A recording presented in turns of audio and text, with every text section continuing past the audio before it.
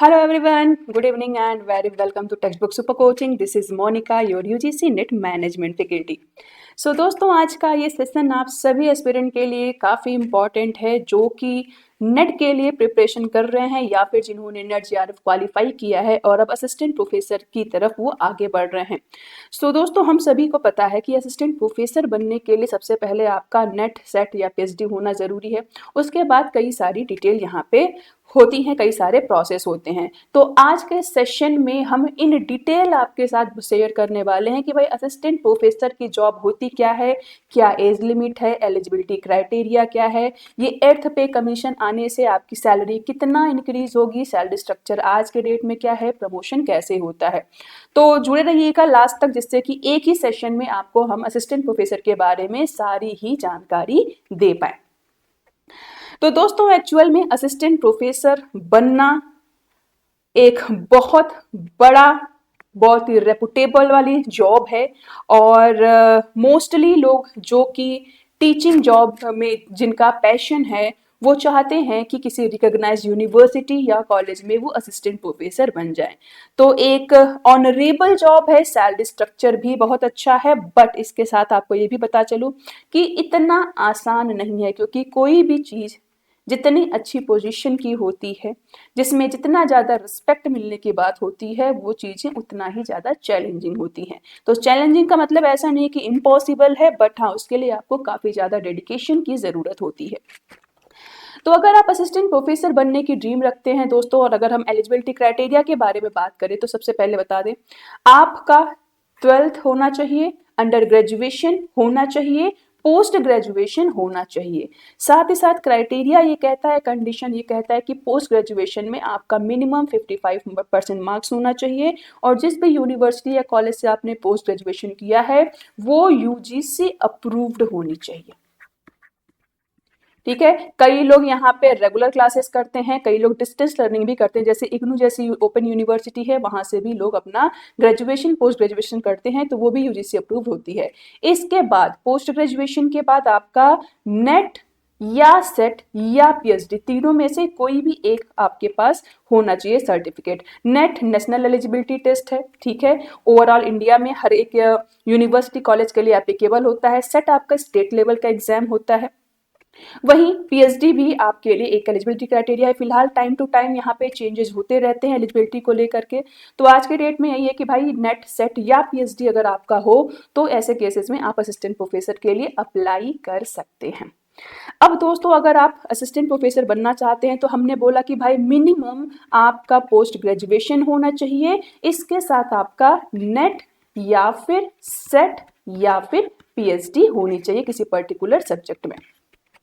तो अब अगर आप ये सारी क्राइटेरिया को फुलफिल करते हैं तो इसके बाद क्या होता है कि कॉलेजेस में, जो कोई भी गवर्नमेंट कॉलेज हो या गवर्नमेंट एडेड कॉलेज हो, वहां पे वैकेंसीज निकलती हैं। ठीक वैसे ही यूनिवर्सिटीज में भी वैकेंसी निकलती हैं सब्जेक्ट वाइज। तो अब होता यह है कि अगर कॉलेजेस में रिक्वायरमेंट है, वैकेंसीज हैं, तो इसके लिए पर्टिकुलर कॉलेज एग्जाम नहीं कराता है, इसके लिए हर स्टेट में कमीशंस बने हुए हैं, आयोग बने हुए हैं। ठीक है, पीएससी एक आयोग है, that is public service commission. तो ये आयोग आपका एग्जाम कराता है। ठीक है, तो रेगुलरली देखा जाए तो हर साल एग्जाम होना चाहिए कंडक्ट, बट नहीं होता है। ठीक है, अभी जैसे अगर आपने यूपी में ही है तो यूपी में अपने 2 कमीशन है जो एग्जाम कराता है गवर्नमेंट प्रोफेसर्स के लिए। एक आपका ये पब्लिक सर्विस कमीशन है और दूसरा हायर एजुकेशन है। ठीक है, तो हायर एजुकेशन के लिए जो लास्ट वैकेंसी निकल रही थी दोस्तों, वो 2022 में निकली थी, जिसका एग्जाम अभी तक कंडक्ट नहीं हुआ है।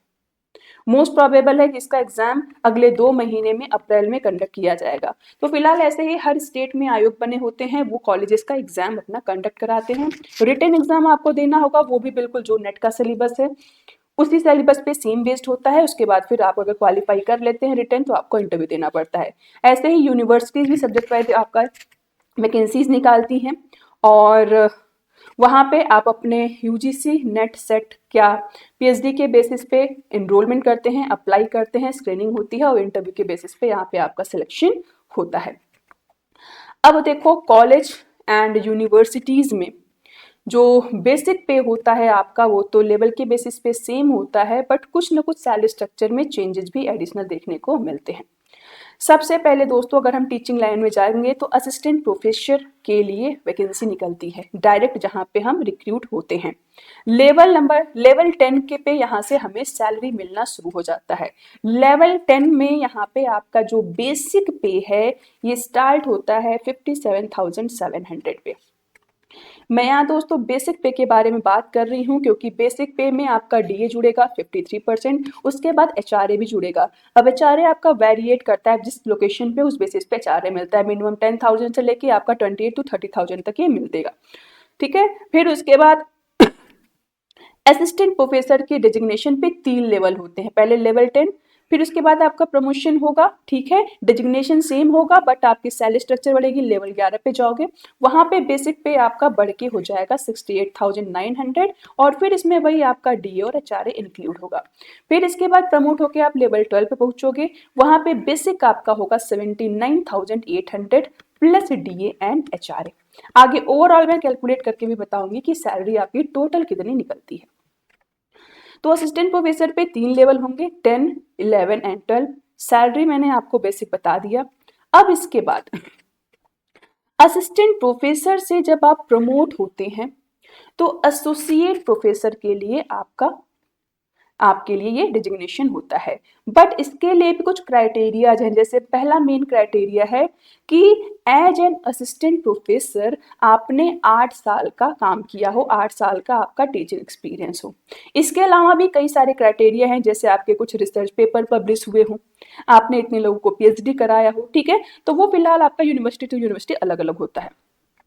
तो एसोसिएट प्रोफेसर जब आप बनते हैं तो लेवल 13 पे आपकी सैलरी जाती है और यहाँ पे आपकी सैलरी लगभग 1,31,000 से लेके 2.5 लाख के बीच में वेरिएट करेगी। और सबसे हाईएस्ट लेवल की जो डिजिग्नेशन होती है वो होती है प्रोफेसर की। प्रोफेसर की जो सैलरी होती है लेवल 14 की होती है बेसिक पे। यहाँ पे आप 1.5 लाख से लेके 3 लाख तक आपकी टोटल सैलरी बनती है। तो आप खुद सोचिए कि एक प्रोफेसर के लेवल पे जब आप पहुंचोगे तो हर महीने 3 लाख की सैलरी मिलेगी। फिलहाल आज आप अभी जॉब पाते हो तो आप असिस्टेंट प्रोफेसर बनोगे, 8 साल मिनिमम आपको लगेगा एसोसिएट प्रोफेसर बनने में और उसके बाद फिर आप अपने स्किल के बेसिस पे, अपने नॉलेज के बेसिस पे प्रोफेसर बनोगे। तब तक तो आपका पे स्ट्रक्चर बहुत ज्यादा हाई हो जाएगा और यहाँ पे आपकी सैलरी 5 लाख तक भी पहुंच सकती है। अब देखिए पे कमीशन के बारे में बात करें दोस्तों, रिसेंट में न्यूज आया कि 8th पे कमीशन को मंजूरी मिल गई है। ठीक है, तो यहाँ पे होता क्या है पे कमीशन में कि भाई एक यूनियन होता है, वो रिक्वेस्ट करता है कि भाई सैलरी इतनी हाइक कर दिया जाए। ठीक है, और सामने यहाँ पे क्या होता है कि मंजूरी देने के लिए भी कमेटी बैठी है। तो 6th पे कमीशन जब था तो वहां पे बेसिक जो पे था टीचर्स का, लेक्चरर्स का, वो 7,000 का था। लेकिन जैसे ही 7th पे कमीशन आया सैलरी में बहुत ज्यादा हाई देखने को मिला था। कितना हाइक था देखो आप, 2.57। इसका मल्टीपल कर दोगे, इसको बोलते हैं फिटमेंट फैक्टर। ये बताता है कि भाई कितना हाइक हुआ है पिछले कमीशन से।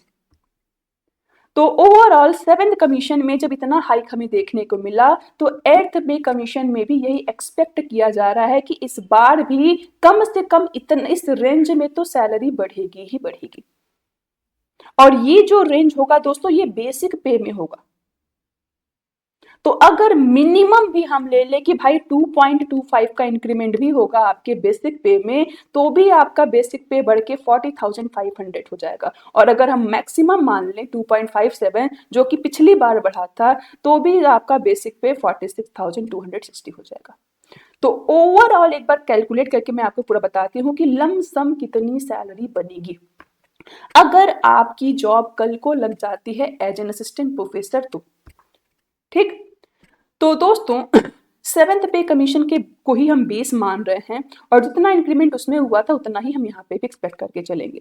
तो मिनिमम ये एक्सपेक्टेशन है कि मान लेते हैं कि जो रेंज हम लेके चल रहे हैं 2.525 से लेके 2.57 के बीच में, इससे ज्यादा तो हम मान ही नहीं रहे हैं।